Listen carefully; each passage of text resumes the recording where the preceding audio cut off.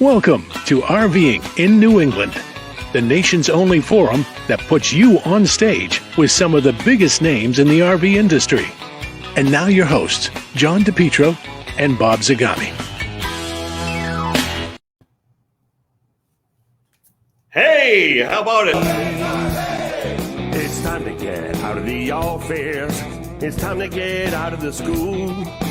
Put the books down and get out of town. Jump into the lakes or the pool. All things RV. All things RV. Let's hook it on a truck because we're going to the campground.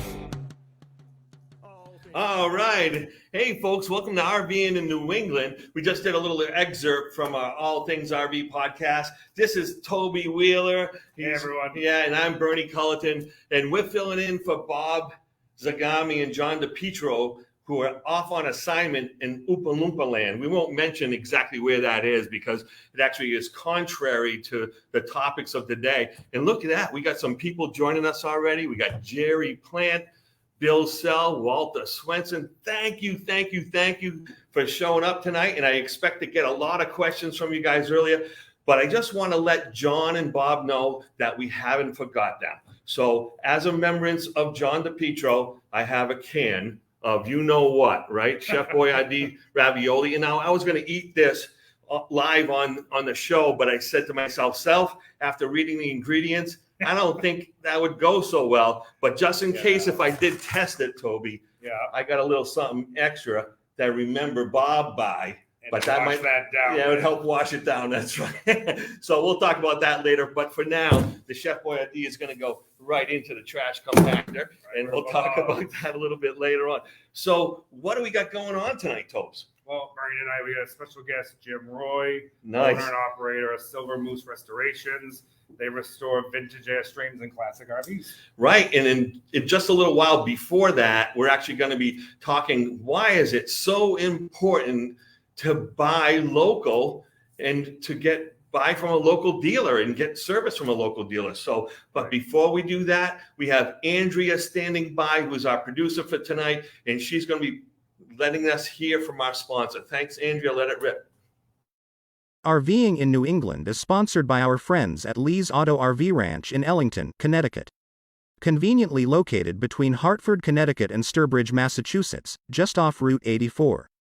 Visit this family-owned dealership that sells new and pre-owned RVs, pre-owned pickup trucks for your new trailer or fifth wheel, and the latest in ATVs and powersports products. Now in their 28th year of serving outdoor enthusiasts throughout the Northeast, they offer a 28,000 square foot facility and a 50,000-pound Mohawk lift that can handle up to the largest diesel pusher motorhomes. Lee's also offers a full body shop and collision repair services.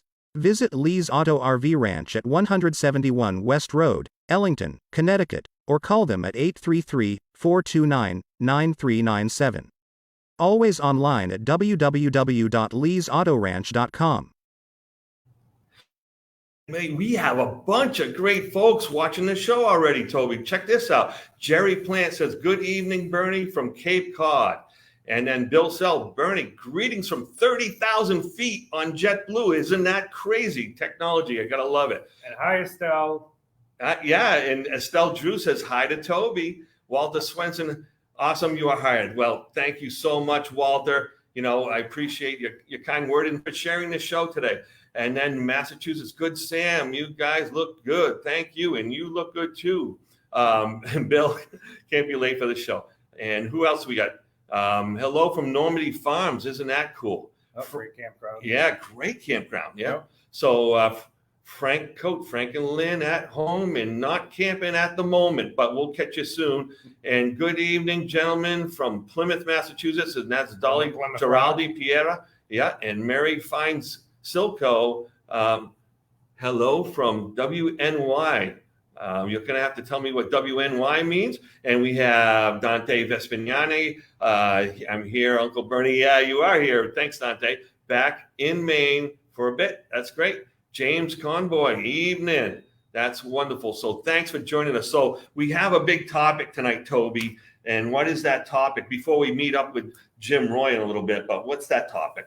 Well, why should you buy from your local dealer? That's right. Why should you buy from a local dealer? So, gee, Toby, would you ever buy a house without actually doing a walkthrough first? Come on. Definitely not. Before you purchase an RV, just like when you're gonna buy a house, you want to see it, you want to touch it in person. Just like purchasing a home, the walkthrough of the RV is very important. This way, you're gonna create your punch list of items that need to be addressed. Anyone who's ever bought a house that was a new house, punch list after punch list after punch list. But on RVs, there's usually a few things that need to get tended to, but it's not that much, right? Right, because a lot of people don't realize that these are built by hand, right, by people. They're not built by robots, so each screw is not in the same spot. It's going to be with every RV. Someone with a screw gun or a nail gun or a glue gun is going, exactly. and they might be having a bad moment, right? And they miss it, and they just nick that little hot water line. Right, exactly. So that's why it's important for us, our shop, to prep it so we can take care of all these imperfections. That's right. When we're happy to do so. So obviously, based on that, the perfect RV hasn't been made yet, right, Toby? Unfortunately, Bernie, no. We hear all the time from our customers, I'd like to take this section of the trailer, it says bathroom, I want the kitchen of this one, I want the living room of this one, and combine them into one. Fortunately, can't make a custom RV at this point, but luckily we do find 80% of what they're looking for, so that way they get almost the perfect RV.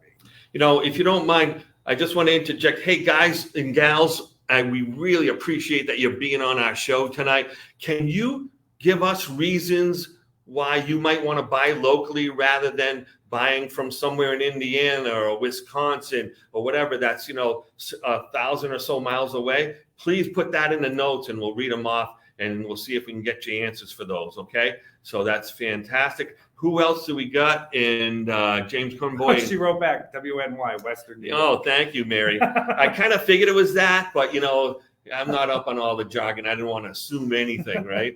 So, and then James Conboy, another evening from Normandy Farms. So we have two people from Normandy Farms today, and then we have Walter Barand. Hey, brother, and that's cool. I like that. And we got Shirley says the word service, and that is probably one of the most important reasons why you would want to buy local. Isn't that true, Tobes? Right, and as you mentioned earlier, you buy a unit 1,200 miles away. Yeah. How's that going to impact the warranty? Well, here's the thing: is that people don't always realize this. It's not a Ford, it's not a Chevy, it's not a Toyota.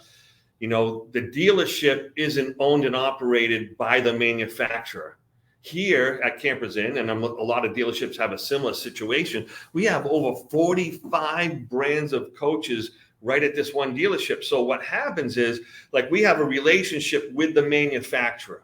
So exactly. The manufacturer works with us, Campers Inn, with our customers to handle the warranty. So right. If you were to buy something from far away and you bring it to us, now the manufacturer has a deal with the selling dealership that they reimburse us at a certain rate. Correct. And it's not the rate that you would normally pay to fix something like this. All right. So unfortunately, those, it's not a 1-for-1 situation. You have a broken hot water heater. Well, if you were to replace it yourself at a dealership, it may cost you $500 or $600, and the manufacturer might give us significantly less to do that same work. Right. So the dealership ends up eating some of the costs. Right. So it's the responsibility of the dealership to actually own some of that warranty, for lack of a better term. Isn't that true? Right. But also the biggest thing is priority in the service department. So yes. Your selling dealer is going to prioritize you getting into the service department before somebody that didn't buy from the dealership. So if you have a busy dealership, it might be December before we can get you serviced if you didn't buy it from us. That's right. And that, if we had plenty of room in our service department, there wouldn't be a priority change like that. Right. But in this situation where we have a lot of service customers, several thousand a year, I would say, we have to prioritize the people that prioritize us, people that take care of us. We take care of the customers. So that's an important part. So let me just see. Oh, Bob Zagami's getting in touch with me via text message during the show. What up, pal? Let's see. While you talk to Bob. Yeah. What else you got? So the other thing that we're lucky about here at Campers Inn is we do have great relationships with our manufacturers. We have the best reps in the industry. Yeah. We actually can go to them to get stuff either sped through with the warranty department, the parts department. So having that relationship with the manufacturers greatly helps our customers. Right. If they have a major event that we need to get something rushed through or a speedy warranty claim done, or so that really helps with the customers as well when it comes to service in their RV, especially during prime season. I mean, if, like you just said, your hot water heater breaks in July or June, you need hot water to take a shower. You can't wait till December to have it fixed. You need to have the advocate. And, you know, typically a salesperson, or in our case, RV matchmakers, we are the advocates for the customer. And I'm sure it's like that in other local dealers as well. But it's important. So sometimes service may get 100, 200 calls in a day. Yeah. They can't possibly answer every phone call that comes through. But if you get back in touch with your actual salesperson who helped you buy that camper, they can actually help expedite that work order for you and with you. So you're not kind of left out in the cold. Right. A lot of times, too, if we talk to them, like when I talk to my customers, they give me something that I can walk them through to fix it. So they don't even need to go to the service department. Right. You know, my hot water heater's not working in May. Well, did you turn the propane on? You know, did you turn the switch on? So yeah, we can walk them through a lot of error. user errors. Yeah. Hey, I want to get back to a lot of these fantastic comments that we got here. So after Shirley, we have Walter Baran. I didn't realize, but he's all the way out in Arizona. So for him, it's only 4:00 in the afternoon. So he's goofing off. Yeah, he's goofing off at work, and I think I want to talk to his boss about that. And then, Ron Silko had a lovely comment that we won't bring up because we try not to be disparaging in any way. But Dante, service. You're absolutely right, Dante. Now that dealers are having to finish RVs, the quality of the dealership matters. Now, Jerry, you're right. I know the manufacturers are having challenging times, just like a lot of our dealerships are having challenging times getting the right staff in place to do the right job. So it's nobody's fault, but it is really tough. Can't drive to Elkhart every weekend. How you doing, Dante? True. I'm hoping you're not having a problem every weekend, buddy. James Conboy, Hallows Wish this weekend. Oh, Hallows Wish this weekend. That's right. There's a fantastic fundraiser going on at Normandy Farms. So that's why he's at Normandy Farms. And it's actually helping families go camping. But maybe a little bit later on, James can talk a little bit more about that and give us more information. We'll be happy to share that with the audience for sure. So Northeast Region Camping Charity, that's right. So that's a fantastic charity there. And I appreciate the folks at Normandy Farms helping sponsor and support and give space to that charity for the weekend. It's a brilliant. I was talking to Bob about it a little while ago. And so Frank Cates, not a custom RV. I thought I read or heard that Airstream will sell a blank open inside, then you can customize it. Maybe Jim Roy, our Airstream expert, can address this issue when he comes on a little bit later. We definitely ask him about that. Yeah, we can ask him about it. And then Bob Zagami, he's out there. He was 11 minutes late, and he bothered to show up, and I appreciate that. He said, break a leg, guys, and we appreciate that, of course. All right, and then I wish I had bought from my salesman is definitely not my advocate. I wish I bought from you. My salesman is definitely not. I'm sorry, Mary, that you're having a tough time. And by all means, you can reach out to us in here at Campers Inn. We'll be happy to help you. I'm not in the process of buying a used Airstream. No, I'm in the process. I am in the process. Oh, sorry. I need new glasses. I actually got them. I think so. I actually went this week to go get checked out, and it comes to find out that I have this really weird vision thing that adds words that takes them away. So dyslexia doesn't help. Yeah, all that stuff. Yeah, I'm getting dyslexia because I'm on the wrong side of the screen here. But I'm in the process of buying a used Airstream and can't wait to get on the road. Hopefully I can find a good dealership. Yep, absolutely. Winnebago will sell shells for customization. Is there a specialty vehicle group? It's their specialty vehicle group. Yeah, absolutely. Winnebago has a really fantastic program. Well, they build handicap accessible motorhomes to order, and you get to kind of build it yourself. And Chris Demerit's out there in Never Never Land. Thanks, Chris, for watching us, and we thank you because we are good looking, and it's too bad that you're not. But That's why it's not here. I love you, man. I love you. Selective reading. Did I miss You something? skipped Shirley's post. Oh, I skipped Shirley's post. Where are you, Shirley? Keep going. Keep going. Right there. Service. I said that right at the beginning. That was the first thing we talked about. Well, Shirley has selective hearing then. Oh, Shirley has selective hearing. Maybe she walked away because that was the first subject we talked about. All right. Oh, sorry, I'm late. So Bob is hanging in there with us. So what else? Toby, we already talked about the partnership with the dealership. Yep. How important is in relationship with their local dealership? And we talked quite a bit about that. Busy service departments. What else do we have? Oh, Well, one thing I want to mention too is, so getting back to service, depending on what the issue is, you don't want to bombard the service department. If it's something that's not affecting you using the trailer, the motorhome, wait till the season's over. Your blinds falling off or cabinet doors loose or something. That's stuff that can wait till the end of the season. It's not going to affect you using the RV. Don't waste precious camping season, especially up here in New England, for something that's cosmetic. Absolutely.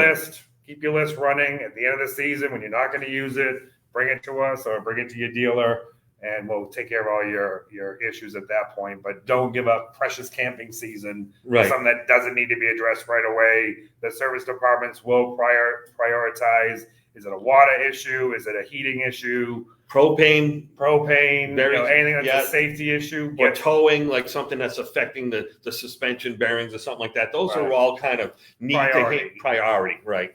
Yeah. Absolutely. So Chris Demerit had a good question. Do you recommend extended service? Big time. I mean, every manufacturer has a different warranty. So depending on what unit you buy, what unit you purchase, the extended warranty, just like when you buy a car, is critical. You need to replace your refrigerator. It's out of warranty. It could be anywhere from $2,500 to $5,000. Right. So the extended warranty is definitely something. And remember too, all warranties are for manufacturer's defects. So if it's not a defective part on the manufacturer's part, it's not going to be covered by warranty anyway, but your extended warranty will probably cover it.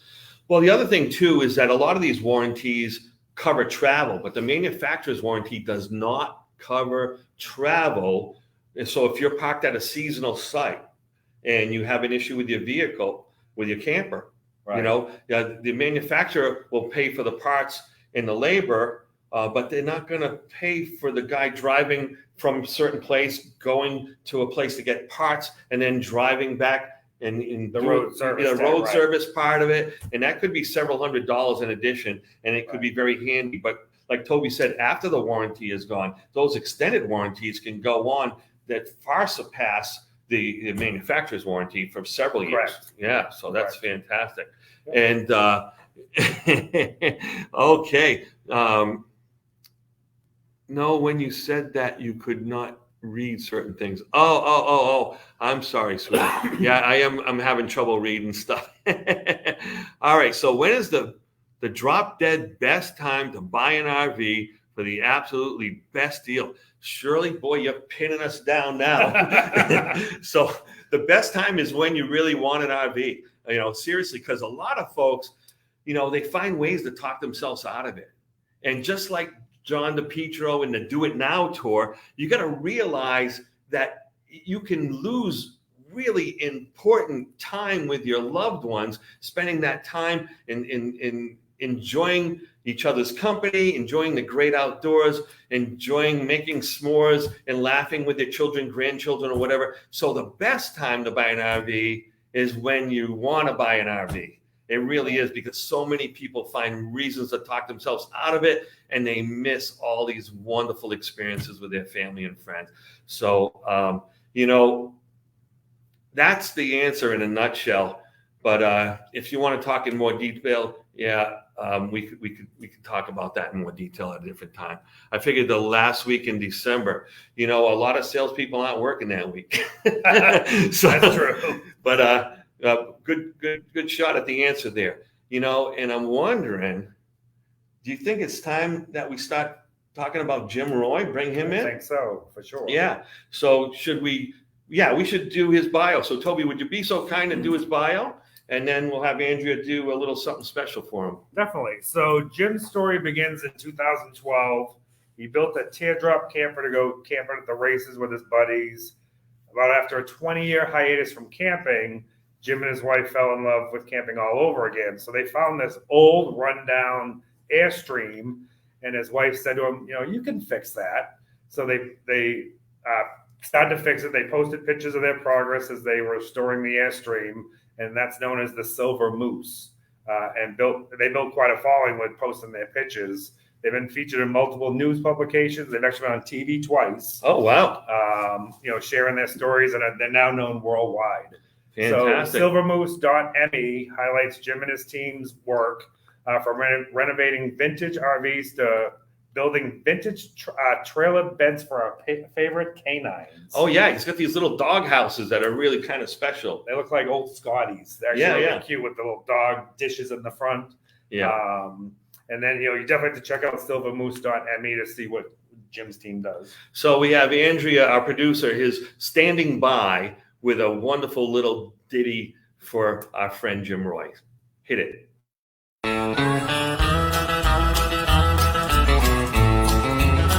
One day at midnight, the sun was so bright, the moon had no light, but I could see this big old Sasquatch. Said he was top-notch at playing hopscotch way up in a tree. Yeah. Jim, welcome to our show. Hey, guys. It's Bob and John's show, but they couldn't make it tonight, so you stuck with us, buddy. How you doing? Good. Did you like that intro? You thought that was apropos? That was hilarious. I'm glad you didn't sing it. Well, thank you. I know you made me promise that I wouldn't sing to you, so I'll try not to, but you never know. I might get inspired by the audience forcing me to do so. So we'll find out that a little bit later. And I just want to let you know and let the audience know that please, we're going to be talking to Jim here for quite a bit, and I want you to chime in with some of your questions. But first, Toby, you got a little something that you wanted to talk to Jim about. Yeah, Jim, can you tell us a little bit about your background, which led you to start Silver Moose Restorations? So I've always been kind of doing construction, carpentry. My grandfathers were both carpenters, so I kind of grew up with it. When I was old enough and kind of got a real job, I started doing drywall and doing commercial construction. Soon after that, I started my own company, building homes, renovations, decks, siding, windows, that type of stuff. The whole shoot match. Yeah. So did that for 28 years. And then we kind of got into the camper thing, as you said earlier, about built the teardrop, and then started building the Airstream. And then I started getting people calling me or messaging me on Facebook to see if I could work on their Airstream or advice on their projects. So I started taking on small camper jobs, and then it quickly took over the business. So that's fantastic. I ended up the first real big year with the campers. I did roughly 50-50 between building campers and homes and additions. And then the following year realized that the campers were taking over. So I had to make a decision. And, I was pushing 50 at this point and didn't want to be on roofs and staging and out in the cold and shoveling snow. And so it was kind of easy to transition to this camper thing where now I've got a nice heated shop and I'm inside and I'm not on staging anymore. That's wonderful. Right. Hey, so how long have you been in business with this restorations? We're going into when did it become Silver Moose? We're going into our 6th year now. Oh, wow. Nice. Okay. That's good. That's fantastic. So that's a pretty short period of time, to start a business like that and just kind of transition from like the day job, so to speak, into your passion. And that's just amazing. It still amazes me at how quick this has blown up. We've got followers from around the world. I've got friends that popping up in the comments and stuff from all over the place. My buddy Rick from Florida, he's got his own Airstream restoration company as well. So we bounce ideas off each other every once in a while. So yeah, this is quite amazing how quickly and how big this has gotten. Right. Yeah, that is fantastic. I'm gonna ask this question, and it may sound rude, because I like Airstreams. I think they're fascinating, but what's the big deal about Airstreams? Like, what, to me, they're lovely, but they're really expensive and they're space limiting. But you tell me what the fascination is, because I need to get a grip on this. Airstream is the iconic American camper. They've been around since 1935. You can't say that about any other brand, really. I would say they're the longest lasting camper, as far as longevity. The company's still in business. So I don't know for sure if there's any other companies out there that are that long, but yeah. What's the oldest year you've restored? The oldest one, we worked on, I think, was a 59. Oh wow! I wasn't even born yet. That's fantastic. I remember as a kid, we would be, going camping and we had tents and stuff. We filled up the station wagon full of stuff, and we all did that. It was always such a treat to drive by an Airstream. I'm like, wow, that thing looks like a spaceship before they were spaceships, right? So, this was like in the 60s and stuff. I was in the back of a station wagon and I, had the cooler on my lap and in a tent pole in my ear and whatever. But yeah, it's just an amazing thing to watch one of these things go down the road. And it just fascinating for sure. Yeah. People still ask me, do they still make Airstreams? I'm like, yeah, they're still, right now, I think there's a $14 billion backlog for Thor Industries that, owns Airstream. COVID had a big part of that. Everybody got back into camping. They didn't want to fly or take a cruise, so they're taking their own campers. That's right. I think there was a big resurgence in demand for the Airstreams during COVID. So, right.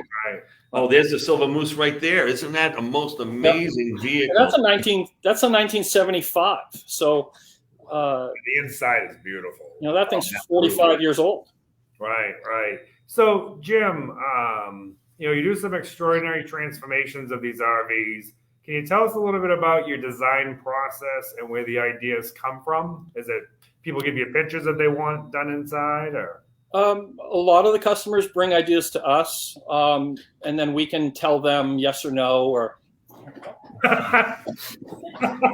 what's going on there? That's sorry about that. Oh, I thought you were being attacked by a wildebeest or something. But people bring their ideas to us, and a lot of them will. Oh, we want to move the shower. We want to move this, and there's a window in the way. So we have to tell people, we kind of have to guide them as to what can and can't be done. Plumbing is an issue, so you have to, make sure everything can drain. So if you want a bathroom at the front of the trailer, you have to have enough pitch to run your plumbing to the back of the trailer. Right. Hey, Dolly had a little comment for you, and she said they last forever and they're easier to pull. I didn't realize they are that. aerodynamic, so it's a little easier to pull than a square trailer. Yeah.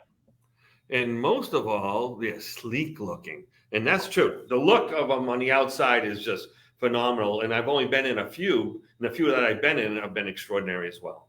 Right. Oh, yeah, that's the inside. That looks baby. Amazing. That one's yours, right, Jim? That's the Silver Moose. We did that a little different. I went with all birch interior. Kind of a throwback to the old Shastas and Scotties that were all birch back in the day. Right. So being a finished carpenter, I felt it was, I kind of had to do a wood interior. yeah. So in my head, I kind of had this like a Northern Maine lodge feel that I wanted instead of a camper. So that was a design on the fly, kind of designed it as we went and Right. came up with that. So if you were to restore the Silver Moose today, because you did that so long ago, how much time do you think it would take to do what you did in the Silver Moose? I don't know. I mean, I never kept track of my hours back then. Yeah. When I did it. It's just more of a passion you were doing in your spare time kind of Yeah, thing, I right? was still building homes, and I'd come home and work till 11 p.m. every night and weekends. And so the average build right now, time-wise, is about 4 months. Okay. 4 months for two people, Yeah, 40 a couple hours a week? of guys. And that, the supply chain hurt us a little bit, so we're waiting on parts. So we'll jump to a different camper, work on somebody else's project while we're waiting for parts. And when they come in, we immediately jump back. And so the 4 month build is, overall takes probably 6-7 months. Right. But about 4 months of actual hours. Hey, Jim, we got to take a quick break, and Andrew's going to run the ad again. So our sponsor is Lee's RV, and thank you very much. Hang in. RVing in New England is sponsored by our friends at Lee's Auto RV Ranch in Ellington, Connecticut. Conveniently located between Hartford, Connecticut and Sturbridge, Massachusetts, just off Route 84. Visit this family-owned dealership that sells new and pre-owned RVs, pre-owned pickup trucks for your new trailer or fifth wheel, and the latest in ATVs and powersports products. Now in their 28th year of serving outdoor enthusiasts throughout the Northeast, they offer a 28,000 square foot facility and a 50,000 pound Mohawk lift that can handle up to the largest diesel pusher motorhomes. Lee's also offers a full body shop and collision repair services. Visit Lee's Auto RV Ranch at 171 West Road, Ellington, Connecticut, or call them at 833-429-9397. Always online at www.leesautoranch.com. And we're back with RVing in New England. And Toby, who's our special guest tonight? Jim Roy. Jim Roy. So I'm going to ask our producer again. She's far, far away in Never Never Land, but she's right on the ball. And we're going to ask her to post a couple of pictures of a project that your son was working on recently. So if you'd be so kind, Andrea. Oh, look at that. Looks like an inverted Noah's Ark. Yeah. It's not a camper. It's not a camper. It's a little bigger. I don't think it would get down the road. But tell us what we're looking at. It's a new music venue, with a performing arts center in Groton, Mass. He's been working on it for 6 years, ever since he got out of college. Got hired by an architectural firm in Boston, and has been working on and off with this project since he's been out. So it's I got to tour it a couple weeks ago, and what an amazing, amazing building. There's nothing square, nothing flat in this building. The theory is that as the music is playing, they don't want a flat surface for the sound to bounce back to the stage. So everything has curves, everything is rounded for acoustics. So with my little history in music, I noticed looking at that, you're right. So instead of it bouncing back and creating these weird echoey sounds, it actually can amplify the sound as it's traveling because of the shape of the room, which is just an extraordinary piece of architecture for sure. But it's crazy. How does it feel to have someone, your son, kind of take on that legacy of a craftsman, an artisan in woodworking? Of course, you're proud of your kids, right? Yeah. Now you're gonna get snappy. You can go to tears if you want. Like, it's okay. No, I have two boys. Matt's my oldest, who's works for the architectural firm. Yep. He actually kind of grew up building homes with me in the summers, and at 8 years old, I was having him run a chop saw, and he knows how to read a tape measure, and So when he did his internships in college with a local architectural firm, he was actually chosen over other candidates because he had experience in the field. He actually knew how to grab the tools. It wasn't just book knowledge. He knew the tools. He knew the materials. Even his professors, when they were discussing certain products, he's like, yeah, I've worked with this before. And the professor was kind of dumbfounded that he knew what this product was and he actually worked with it. My youngest he does photography and web design, so he's creative as well in other ways, you know. Right. So, And you like dressing up like a Sasquatch, so there's pride there, I'm sure.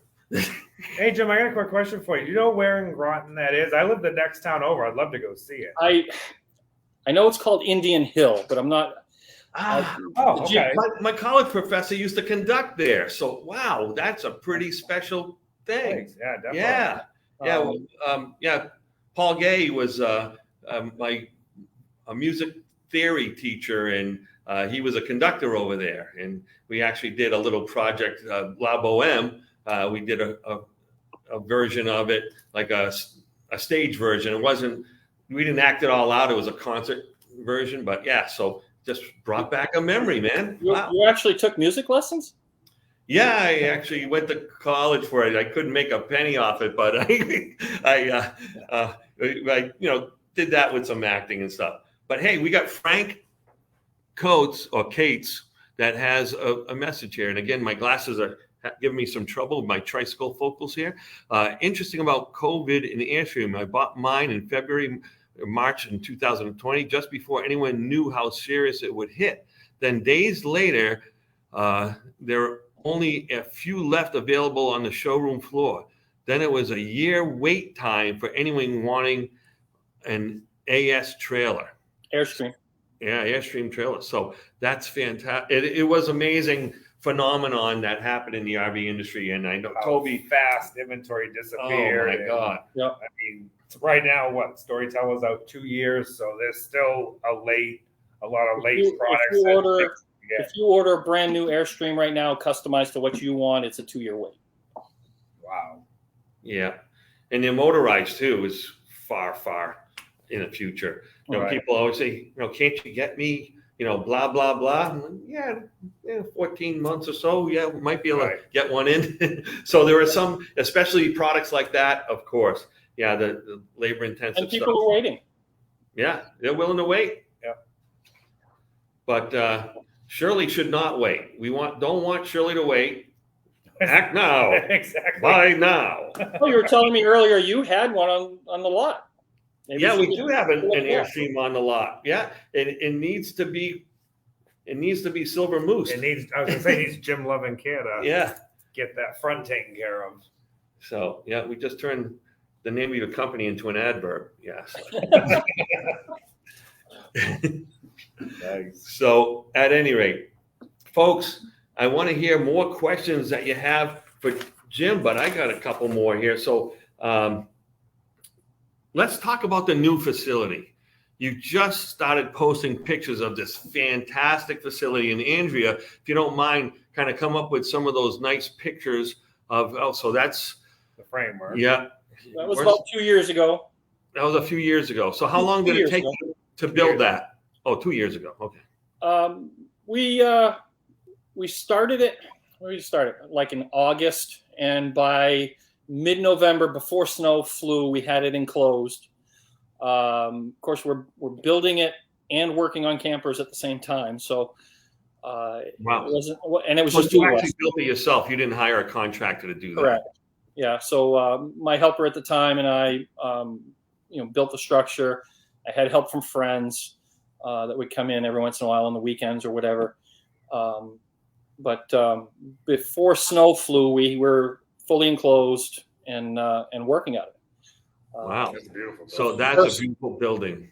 Yeah, Exactly. The first winter we had no heat, so we were working with little salamander heaters and such. But so, how big was your first shop, and how big is this shop? So, if you want to go way back, my first shop was a 12 by 14 room in my basement. 12 by 14. We're in a bigger Yeah. room than that right now. And I was working out of a bulkhead, so everything had to go in and out of that bulkhead. Then we built this house here, so I had went to a 30 by 30 shop, which was luxurious. Then when we started doing the Airstreams and the vintage campers, I rented a shop for a year and a half before starting this. So that was only a 2-bay garage. One of them happened to be a taller bay that we could fit an RV in.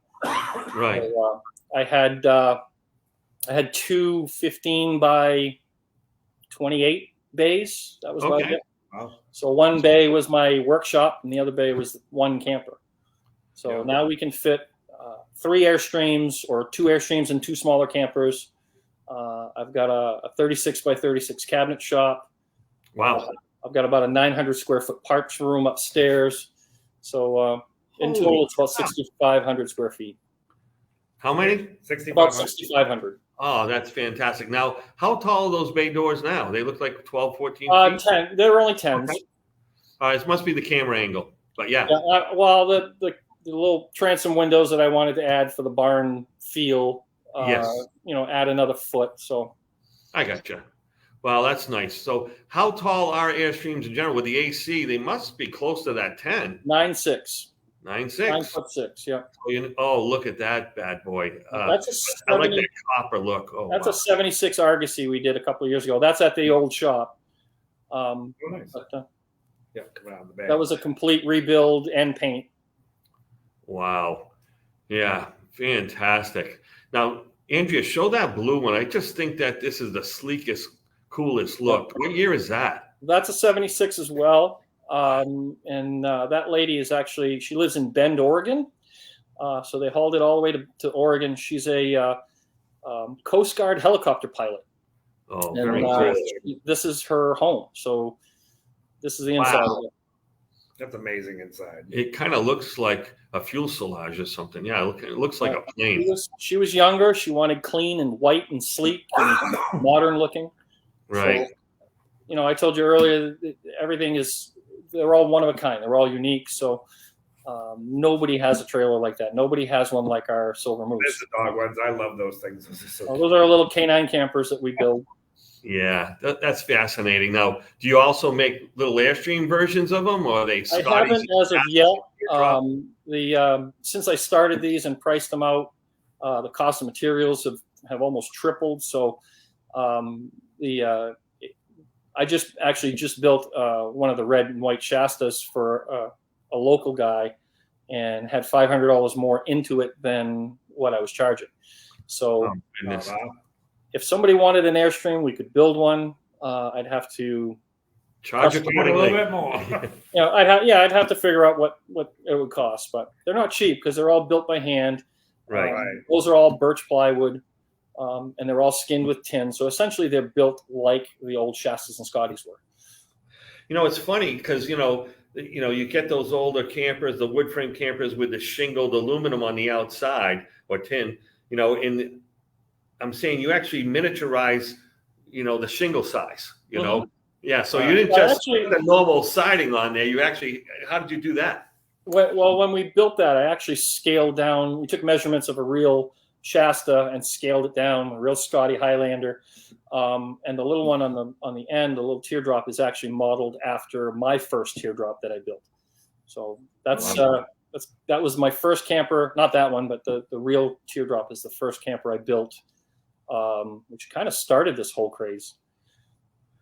Yeah, I think that's a fascinating business model on and of itself, but it looks like you spend a lot of time and energy doing the math and scaling these things down. Yep. So, I wanted them to look original. There are a few others out there online doing a similar camper, but they're a generic canned ham shape. So we went as far as to make it look like the actual Shasta, recreate the size of the wings, Oh, yeah.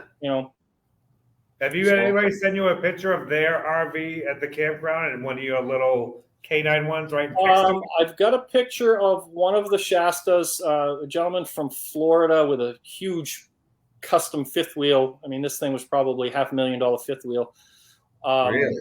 He bought one. I've got a lady in Indiana that she when she actually won hers, that one in a raffle that I put out. Oh, nice. She's got the little teardrop camper one, and she calls it we call it a kitty camper because it's for her cat. But Nice. it's I'm a dog guy, so that's why we did the canine camper. Yeah. That's fantastic. So I noticed, people are saying hi to you. I got Zachary saying hi, Jim. That's my youngest. Zachary's my youngest. Oh, He's my photographer, web designer, tech guy. He pulls me out of trouble when I have problems online. And yeah. Oh, when the cop's trying to arrest you when you're dressed up in that Sasquatch uniform. Yeah. So he bails you out. Yeah. All right. What do we got, Bill? Will we be seeing Jim at the Boston RV and Camping Expo in January? I may take a ride down. It's not too far. It's a couple hours. Yeah. I bet those little dog Campers would sell like crazy. Oh my God! I know you got to charge for them, buddy, but maybe if you make several of a few of them, so you can start dialing down how long it takes to build them. If I had time, I probably could. Right now, we're just trying to keep up with what we have. I mean, I've got 18 trailers in the yard right now. Wow. 11 of them are Airstreams, and most of those were drop-offs and get to it when you can. Those aren't even on my real schedule. So tell us about what could help make Silver Moose Restorations, even more successful, because it sounds like you have more need than you do actually have capabilities of producing or renovating coaches that people want done. Right. I mean, I could use a couple more guys. We just hired a guy last week. He's a military vet. He's given us a few hours a week. He can't give us full time, but right. Hopefully, I've got my ads out for help. So hopefully we can get some good craftsmen. I can't hire just anybody in this field. Right. We definitely need somebody who is either a carpenter or has plumbing background or electrical background. Something. How about like designers? Like, so say if you didn't have to do so much of the planning, I know you probably plan on the fly. That's not a huge part of the business. So, okay. A lot of times I'll sketch something out on paper. I'll take a picture of it and text it to my son and say, look, this is what we're doing. Can you give me some drawings? And he'll be frustrated and, another one. Hey, that's great though that you have them there, right? And then a couple hours later, I get this beautiful rendering of 3D rendering of this camper. So he's very good at what he does, and I appreciate him helping out. So does he do that freehand, or does he have it on some kind of? He's got a couple of CAD programs that he uses. Yeah. Hey, Frank has another question. Jim, have you had an Aristocrat rebuild yet? My 1972 13-footer traveled from Lynn to Canada with 5 in the family. Yes, it was crowded.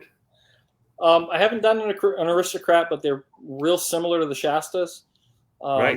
So I assume they'd be similarly built. So is that in a coffee company? I thought Aristocrat. I'm not sure. Yeah, I mean, I'm old, so I remember stuff like from the '60s and stuff a little bit once in a while. So yeah, there was like a little bird on the can label, but I don't know if I've seen an Aristocrat camper before. Have you, Tobes? I have not. Okay, pretty interesting. So there were so many companies back then. These companies would build for a year or two and then go out of business. So I'm still hearing names. We had a lady come in with a Hoken camper, which I'd never heard of, and turns out they were a horse trailer company, and this dairy farmer needed a camper to go to dairy shows and approach them to build a camper. So this was a one of one that they built for this farmer, and this lady bought it. I think it was in Vermont, and it needed some work, so she brought it up to us. It was pretty neat. It had a secretary's desk inside, so the farmer could do all his paperwork at the shows, and right. So there's a lot of unique stuff out there. Right. That's fantastic. So Yeah, what do you think of like what does the future hold for your company? Do you foresee it like, trying to get the right people and kind of expanding it? Again, it sounds like your shop is big enough to handle more work at this point if you had more bodies, right? I could use a little bit more space. I've got ideas in my head for a real spray booth, like an official spray booth. Oh, wow. As well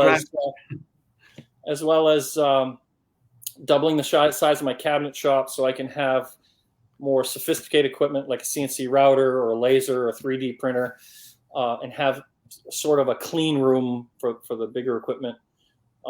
That's quite a few years off. Right now we could use some manpower. So right.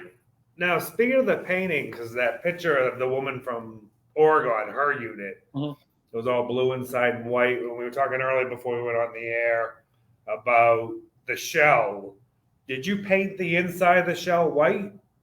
What we do on those is we buy basically powder-coated aluminum sheets. So that's all pre-painted. It comes to us with a protective film on it. So we put everything up with the film, and at the very end, we'll peel it back. So it's kind of funny. I'll post pictures, and the film is pink. So people are all amazed. Where'd you get the pink aluminum? And a lot of women want the pink inside trailers. Right. We're working on a 99 right now. We just pretty much finished it today. And when the family came to see it for the first time in person, they have 3 little kids. The oldest is around 12, I guess.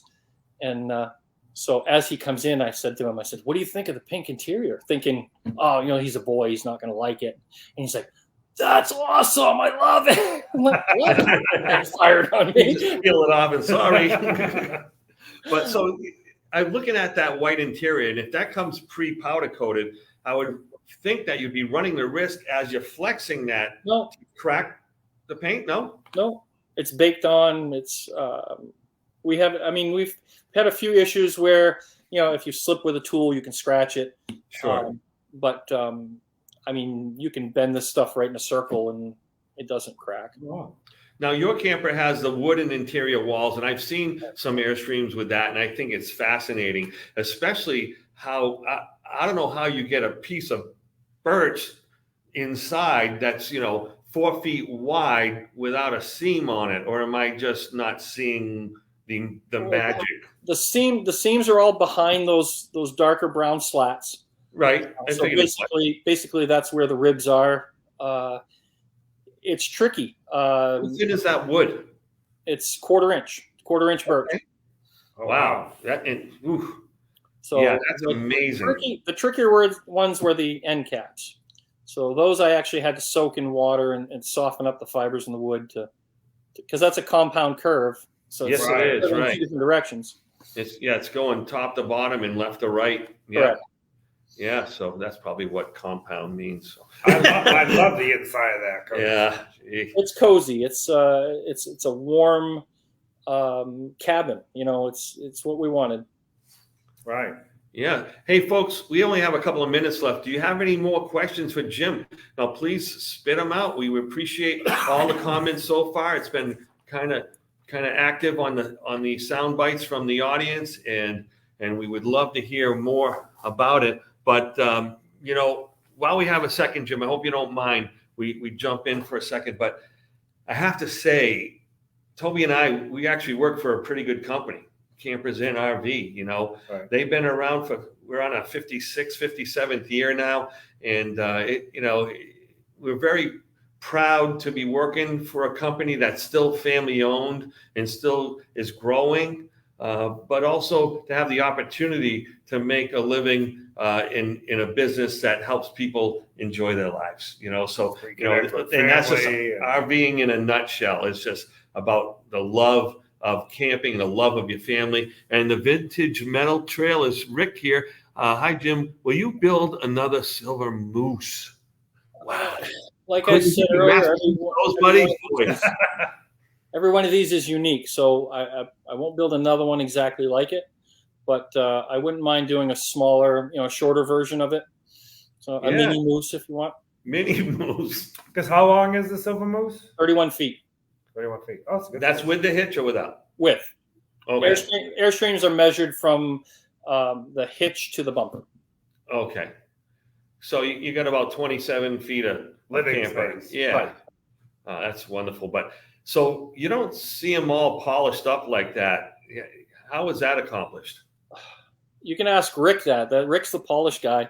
Hours. Yeah, it's a lot of work. It's dirty work.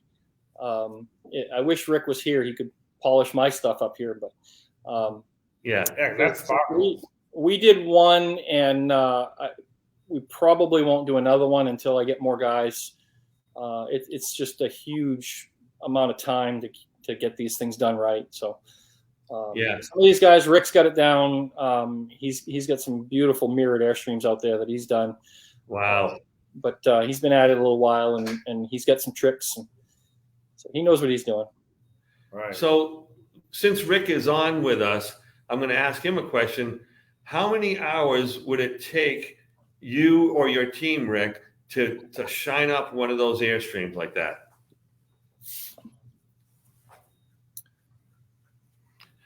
I sent mine. I brought mine down to a friend of mine in Georgia that was polishing at the time. He's since retired.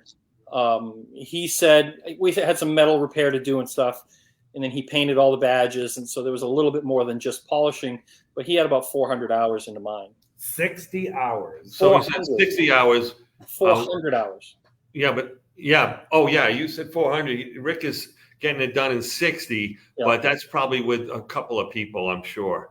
But So he's got the tricks, and yeah, he's got, probably knows which buffing compound and what kind of sanding you're using and what the different ones to switch in and out of to get the right feel. Yep.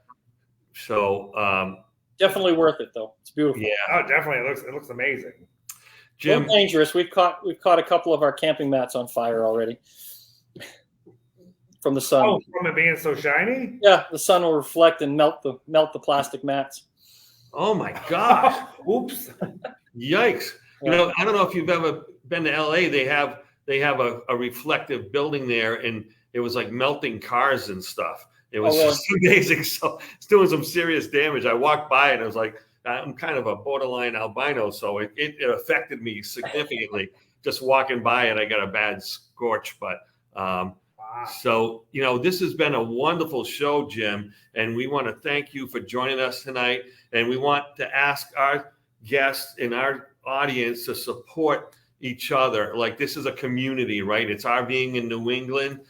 We all work together. We all play together. We all use each other's resources. So reach out to people on the show and get work done. It's a fantastic organization that Bob and John run here. We want to thank Andrea Witt tonight for being our producer. She's been our silent partner in coming up with all this great pictures and music and all this wonderful stuff. Bill Sell, who did a lot of foreground work for the show tonight. It was fantastic. Of course, there's Bob Zagami and John DePietro. These guys are my heroes.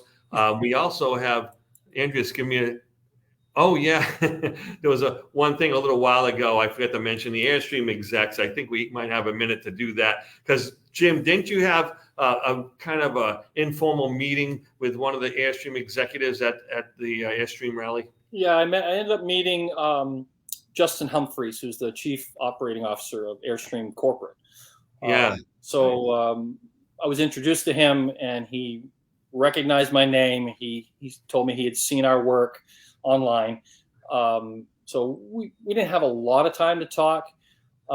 We actually did a live Nerve to Show from the rally. I got 5 minutes. He got 40 minutes.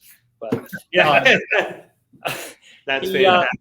Nice gentleman. I presume I'll be speaking to him a little bit more in the future. Oh, fantastic. Sure. Hey, it looks like it's just about time to run our ad, but thank you so much for joining us, everybody, and especially you, Jim Roy. Toby, thanks again for all your help. And thank you, guys. Run that beautiful bean footage. RVing in New England is sponsored by our friends at Lee's Auto RV Ranch in Ellington, Connecticut. Conveniently located between Hartford, Connecticut and Sturbridge, Massachusetts, just off Route 84. Visit this family-owned dealership that sells new and pre-owned RVs, pre-owned pickup trucks for your new trailer or fifth wheel, and the latest in ATVs and powersports products. Now in their 28th year of serving outdoor enthusiasts throughout the Northeast, they offer a 28,000 square foot facility and a 50,000-pound Mohawk lift that can handle up to the largest diesel pusher motorhomes. Lee's also offers a full body shop and collision repair services. Visit Lee's Auto RV Ranch at 171 West Road, Ellington, Connecticut, or call them at 833-429-9397. Always online at www.leesautoranch.com. Well, folks, looks like we're just about done for the evening. I want to thank you all for joining us, and hopefully we'll see you again real soon right here in RVing in New England. Have a good night. Good night. This edition of RVing in New England was a presentation of the New England RV Dealers Association. Thanks for watching, and be sure to like us on Facebook, YouTube, and Instagram.